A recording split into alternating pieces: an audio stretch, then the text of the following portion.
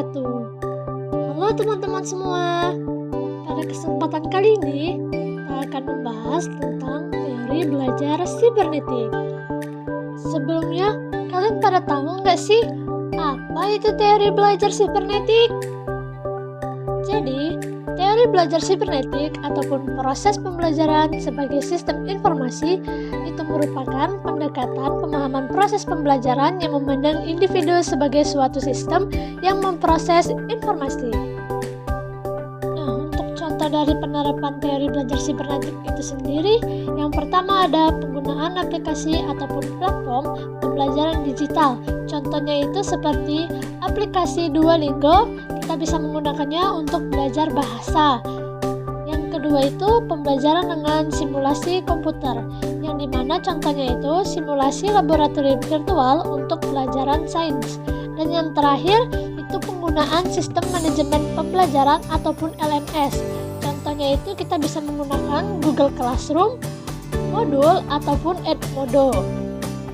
Selanjutnya kita akan membahas tentang permasalahan apa sih yang ada dalam teori pembelajaran sibernetik. Salah satu permasalahan yang ada itu seperti pembatasan penggunaan teknologi. Nah, dari hasil wawancara yang telah saya lakukan dengan salah satu guru di sekolah SMA IT Nurul Ilmi, terlihat bahwa penggunaan teknologi di SMA IT Nurul Ilmi itu masih tergolong kurang ataupun tidak optimal.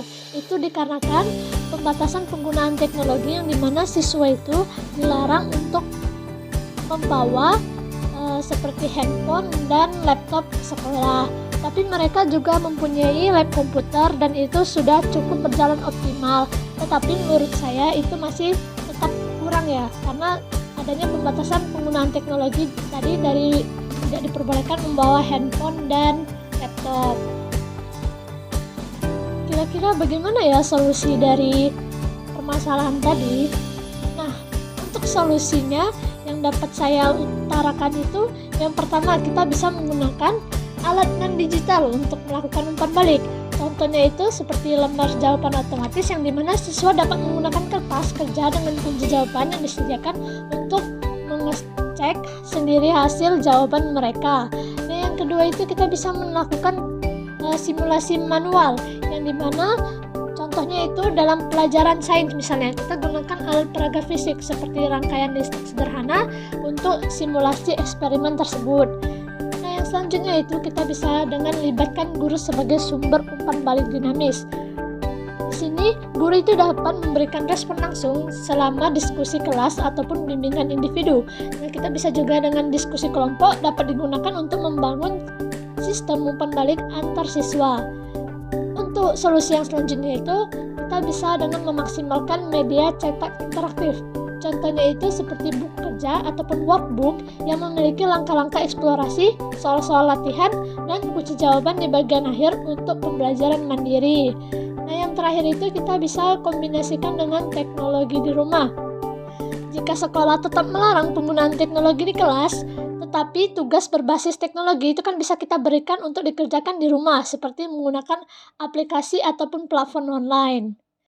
Jadi, kesimpulan yang dapat saya berikan yaitu, walaupun tanpa penggunaan teknologi, di sini konteksnya gadget, penerapan teori sibernetik itu memang akan kurang optimal karena kehilangan banyak keunggulan yang diberikan dari teknologi tersebut seperti umpan balik otomatis dan personalisasi. Tapi dengan kreativitas seperti simulasi manual, alat peraga, dan metode cetak interaktif, prinsip-prinsip sibernetik itu masih bisa diterapkan loh.